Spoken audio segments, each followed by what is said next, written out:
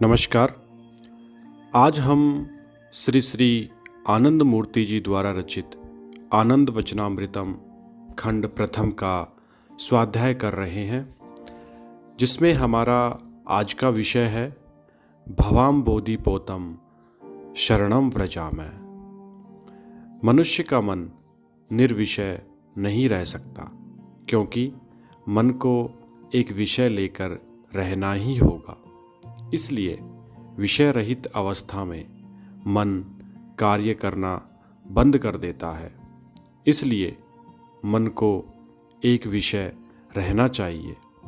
मात्र परम पुरुष को ही मन का विषय बना ले। मन को इसलिए एक निर्दिष्ट स्थान में स्थिर कर बिठाना होगा और इस स्थिरीकृत मन को विन्दुस्त होना होगा, क्योंकि वही विन्दुस्त मन सिर्फ परम सत्ता में विलीन हो सकता है। तदेकम जपामि तदेकम स्मरामि। जप माने किसी वस्तु की पुनः पुनः आवृत्ति। यदि किसी शब्द का पुनः पुनः आवृत्ति करना ही हो तो उन्हीं परम पुरुष का नाम ही अर्थात अपना इष्ट मंत्र जप करना ही उचित है। अन्य कुछ भी जप नहीं करना। प्रसंगतः उल्लेख्य है कि जप 3 तरह का है। एक का नाम है मानसिक जप, अर्थात जब तुम मन ही मन जप कर रहे हो तब तुम्हारे इस मानसिक जप क्रिया का एकमात्र श्रोता तुम ही हो। द्वितीय प्रकार का जप है उपांशु जप, जिस जप के करने में दोनों ओठ थोड़ा अलग होता है और बंद होता है, उसका भी श्रोता तुम ही हो। और तृतीय प्रकार का जप है वाचनिक जप, अर्थात तुम अपने वाक्य यंत्र के सहारे ध्वनि करते हो। यही वाचनिक जप हुआ। सबसे निकृष्ट प्रकार का जप और सर्वोत्कृष्ट जप है मानसिक जप। तदेकम जपामि तदेकम स्मरामि तदेकम जगत साक्षी एवं नमामि।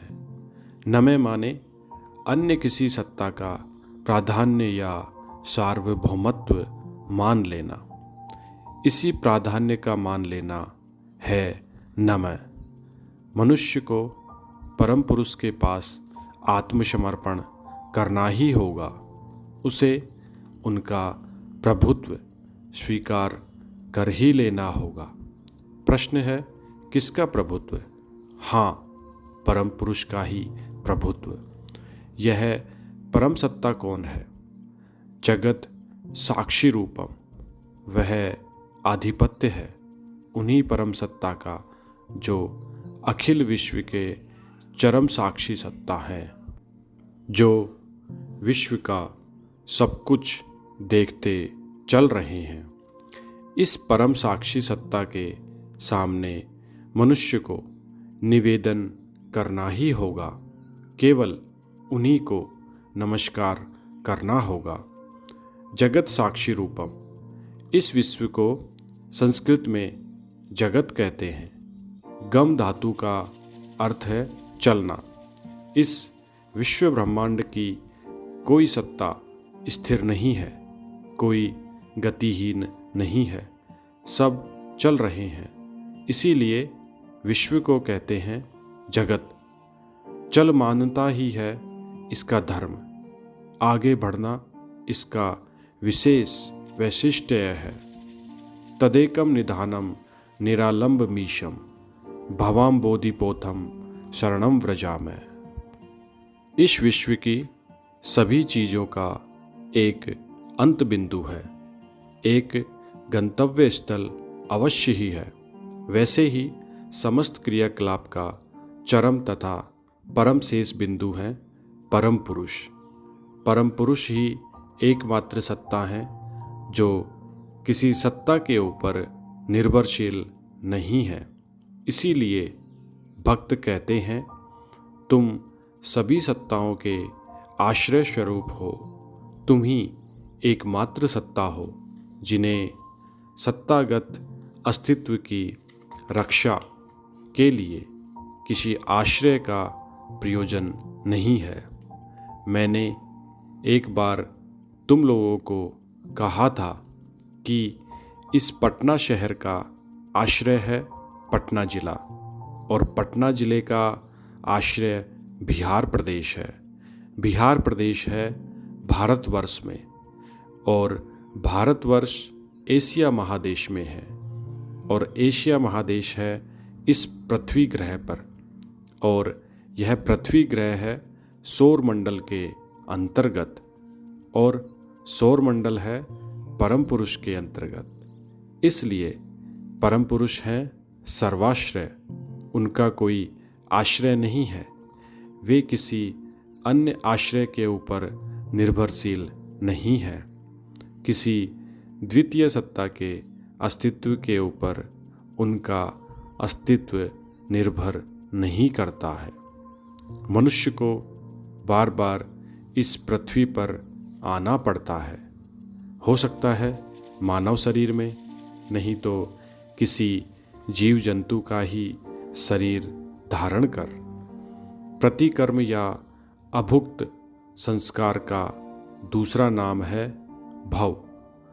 मानव या किसी अन्य सत्ता में नाना प्रकार के संवेग रहते हैं, जिनके क्षय के लिए मनुष्य को बार बार जन्म लेना पड़ता है। अब प्रश्न उठता है, इस भव समुद्र को अतिक्रम करने का क्या उपाय है? कहा जाता है भव सागर अनतिक्रम्य है। तुम्हारे हाथ पांव में इतनी शक्ति या सामर्थ्य नहीं है जिससे इस दुस्तर भवसागर को अतिक्रम कर सको। इसलिए अच्छा होगा यदि अच्छे प्रकार की एक नौका या स्टीमर की सहायता पा जाओ, जिस पर चढ़कर इस महासागर को पार कर जाओ। हे परम पुरुष, तुम ही वह जहाज हो। मैंने इस जहाज पर आश्रय लिया। मैं इस जहाज पर चढ़कर भव समुद्र पार करूँगा। समुद्र के दूसरे किनारे पार कर पहुँच जाऊँगा। तुम्हारी कृपा से मैं ऐसा करने में सक्षम होऊंगा। मैंने तुम्हारी शरण ली। भवाम बोधिपोतम शरणम व्रजामि। पटना 14 अगस्त 1978। धन्यवाद। बाबा नाम केवलम।